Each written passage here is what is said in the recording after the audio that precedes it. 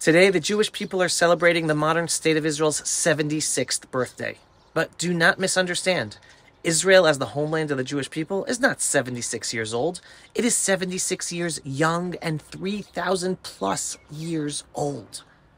I always talk to you about the redemptive geula process that the Jewish people are experiencing today, that was given an extremely painful boost due to the massacre on Simchat Torah, October 7th, 2023.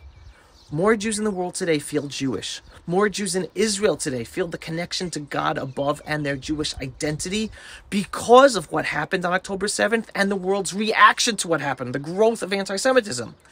We have no clue why the horrific October 7th tragedy happened, but we can see the positive reaction of Jews all over the world to the tragedy and the anti-Semitism, and it is definitely leading us in these redemptive geula times. Do you want to see more proof that this 76th birthday is moving us forward in these redemptive geula times? Watch this Israeli television clip. הכי קל זה מהסידור. ברוך אתה אדוני אלוהינו מלך העולם, אשר קידשנו במצוותיו וציוונו על ספירת העומר. כן. היום, 19 יום, שהם 2 שבועות ו5 ימים לעומר. הרחמן הוא יחזיר לנו את עבודת בית המקדש למקומה במהרה בימינו, אמן. שלום לכם. The Jewish state of Israel finally has a television station that counts the Omer. The counting of the Omer is something that Jews are supposed to do from Passover until the holiday of Shavuot. Jews have been counting the Omer for thousands of years, yet never before in 76 years of the state of Israel has Israeli television had a program that counted the Omer live until today. And even more than that, the ending of the Omer prayer blessing includes a prayer that we should merit the rebuilding of the temple in Jerusalem. Can you believe that? An Israeli television program referencing our desire to rebuild our temple in Jerusalem.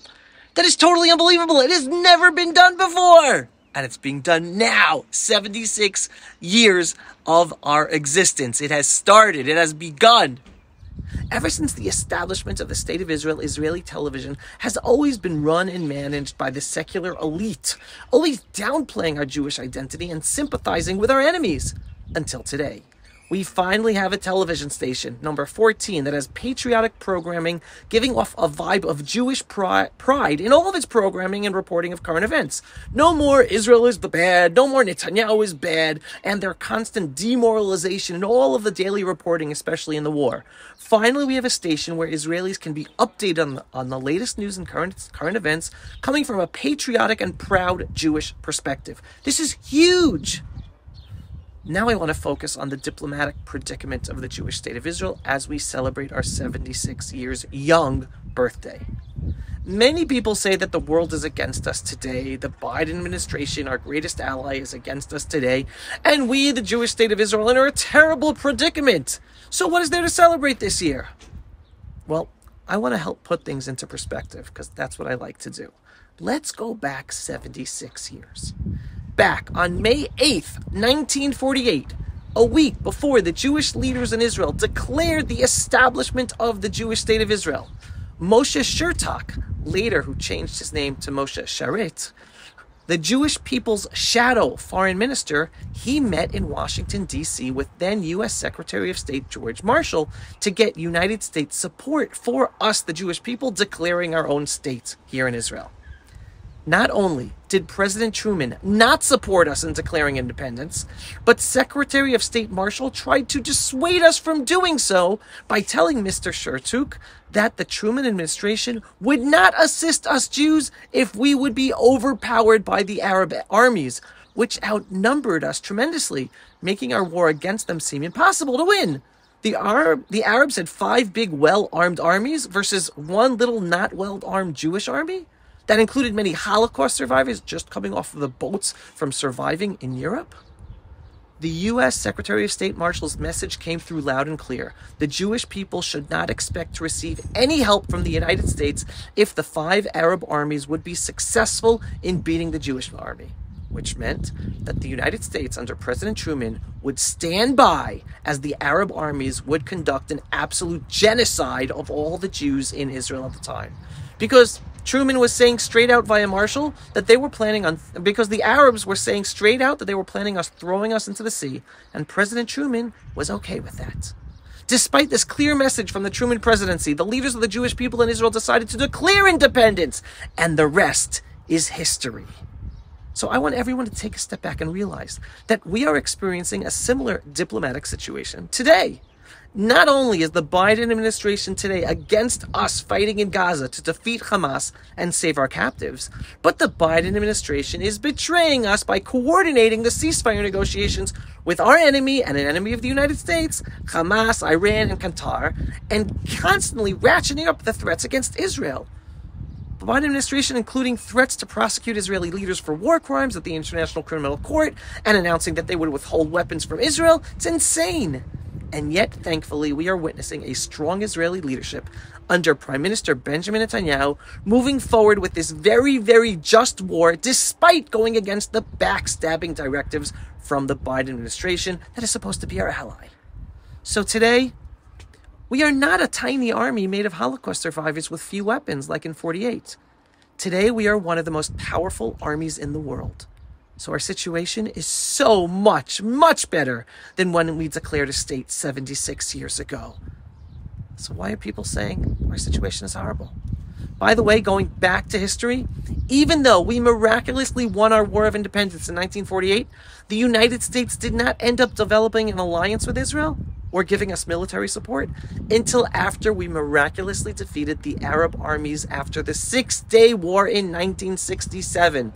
Consecutive American administrations for 19 years did not want strong relations with Israel, but yet we survived on our own, a poor country, still with a relatively weak army, without a U.S. alliance or U.S. weapons, for 19 years. Everyone must remember this history and put things into perspective. Today we are so blessed to be living here in the ancestral homeland and the Holy Land of Israel, fulfilling the prayers and dreams of our ancestors for thousands of years. We have a strong Israel, a strong army, a strong economy. Today, when a Jew says next year in Jerusalem, to live there, to be there, to live as a Jew in our ancestral homeland, it can be made true and no longer remain just a saying or a song.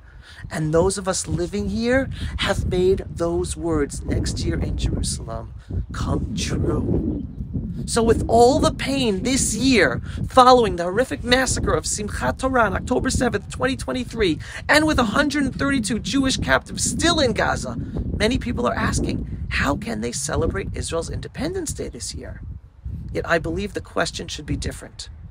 Understanding now more than ever that we have brutal, evil enemies all around us, with support from world leaders and international organizations all over the world, including the Biden administration, our ally, to, in a sense, annihilate us, how can we not celebrate, knowing how blessed we are to have our own sovereign country once again with our own army, and understanding that the alternative to not having our Jewish state is horrible.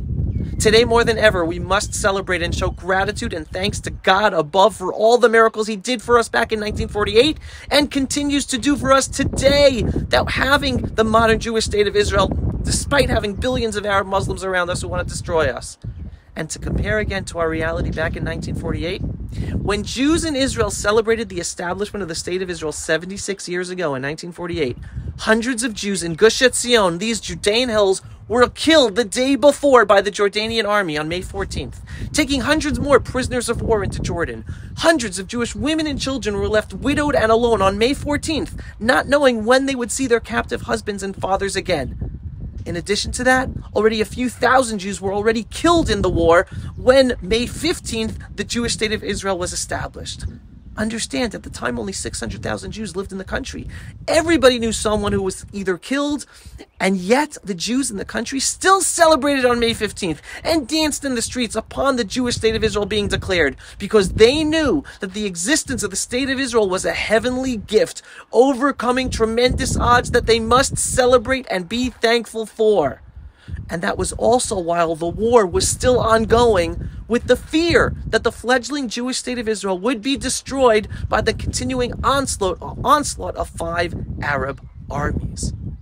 And if that was the situation then, and they celebrated our independence, then of course today we must celebrate. Our situation is so much better today. And to add an additional component to Israel's Independence Day, even though it is viewed by many as a secular holiday, it isn't. Israel Independence Day is very much a religious holiday. saying thank you to God above for all the miracles he did back in 1948. And we continue to say thank you for all the miracles that he does since then, because every single day of our existence in our holy land of Israel, surrounded by billions of Arab Muslims who want to destroy us, is a miracle. That is why we can shave our faces, even though we are in the middle of the Omer mourning period where we don't shave. That is why we say special holiday prayers like Hallel and Al Hanisim on Israel Independence Day. And with all of that, it is unbelievable that more and more Jews are waking up to strengthening their Jewish identity and their connection to our ancestral homeland Israel, and recognizing more and more the central role that God above plays in our lives, individually and nationally. As I always tell you, we are living Geula redemptive times. Yom Ha'atzmaut Sameach, Happy Israel Independence Day, everyone, and Am Yisrael Chai. And if you're not yet living here in Israel, what are you waiting for? Start your Aliyah plans now to return home and join us. Israel Independence Day is not celebrated by eating falafel. The best way to say thank you to God for the miracle of the modern Jewish state of Israel is by coming and living here. Then the celebration is just all-encompassing and unbelievable. So if you are not living here yet with us, what are you waiting for? We are waiting for you with open arms. Come on home. And for that, everyone, if you're not yet a subscriber to my Pulse of Israel videos or podcasts, go to pulseofisrael.com and click to subscribe for the belief-based, inspiring, politically incorrect truth you get nowhere else. And if you enjoy these videos and you want to help us get them seen by many more people, just click on the donate button every once in a while on pulseofisrael.com. With that, everyone, shalom, and thanks for watching. Pulse of Israel, frontline videos from the Holy Land. Support our work by donating today.